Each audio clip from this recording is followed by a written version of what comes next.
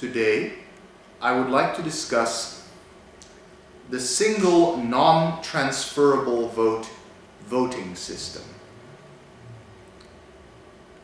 used for legislative elections.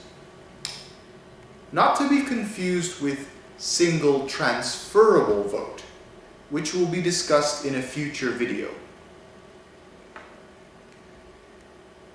Single non-transferable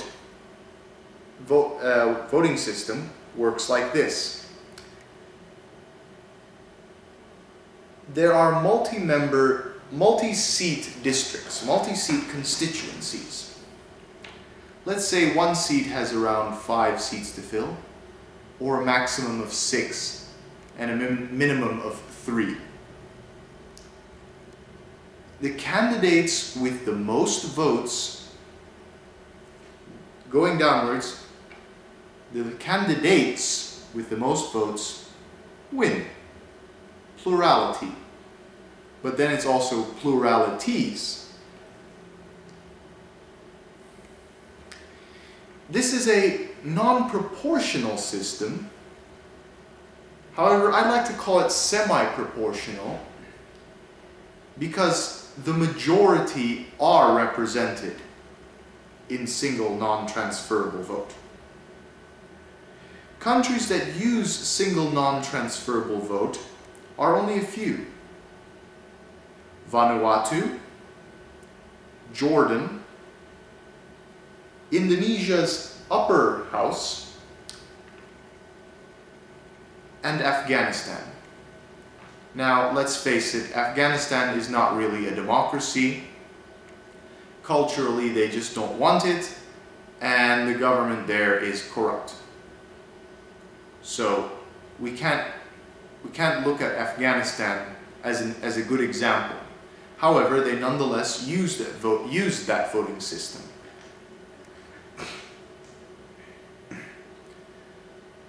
Now, what are the advantages and disadvantages of single non-transferable vote?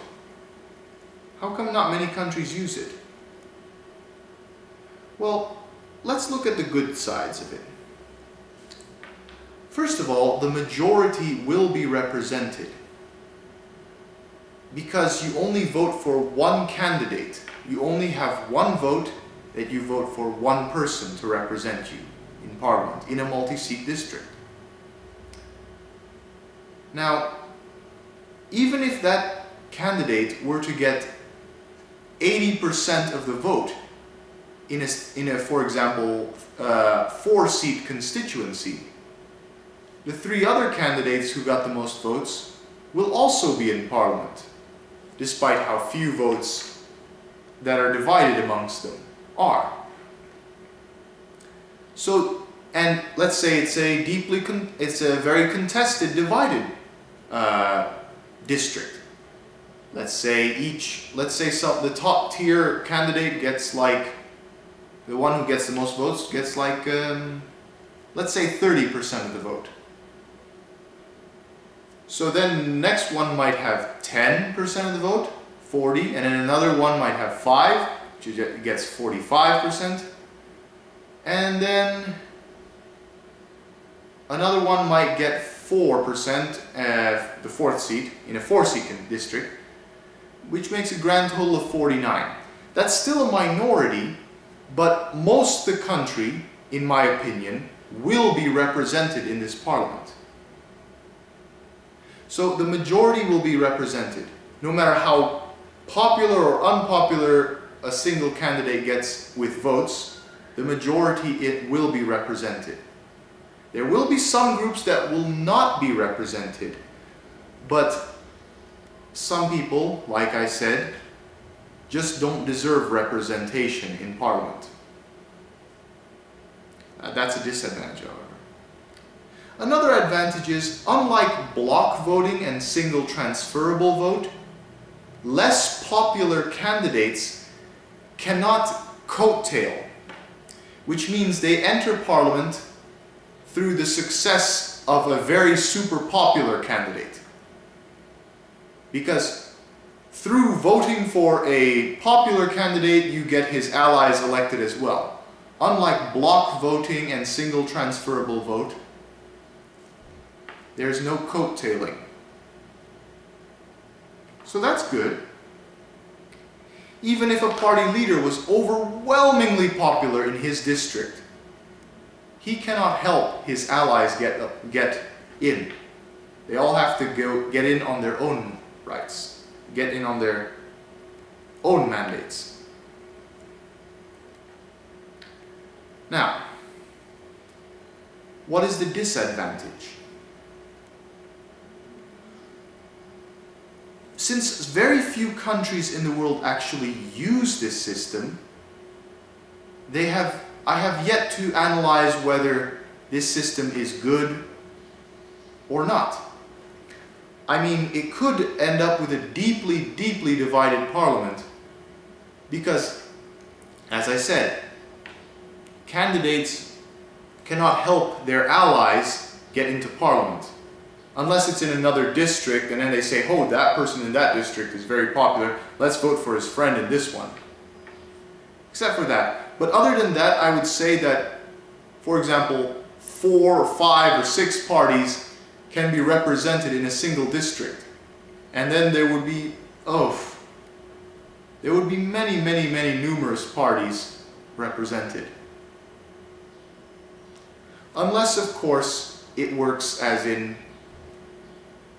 members of the same political party compete for seats against each other. Now, apart from the United States, I don't see any other country where members of the same party compete in elections to get elected. I don't see that in other countries, so I don't see how it would work.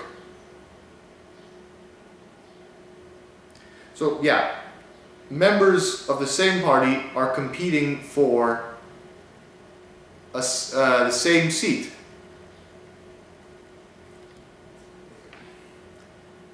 Now, I don't know how that would break down. So it could, how do I put this, end up as a deeply divided parliament. That's not necessarily a bad thing, but would single non-transferable vote benefit extremists?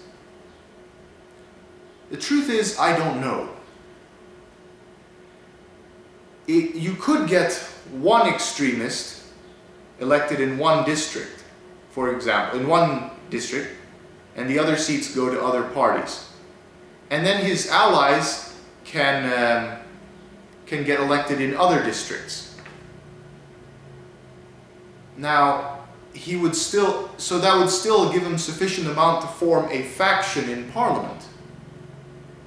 But because this is a system based on majorities, he can't rely on the overall vote of that extremist party.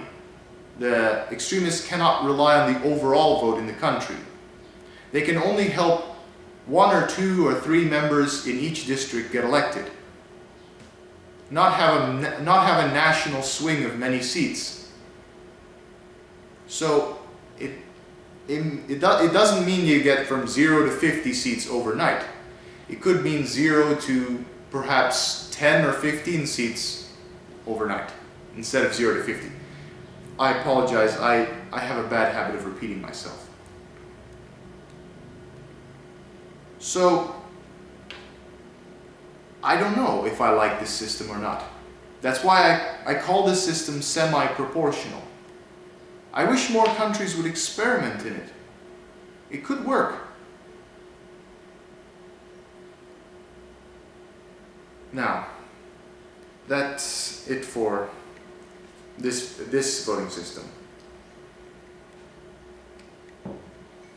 Stay tuned for more videos on voting systems.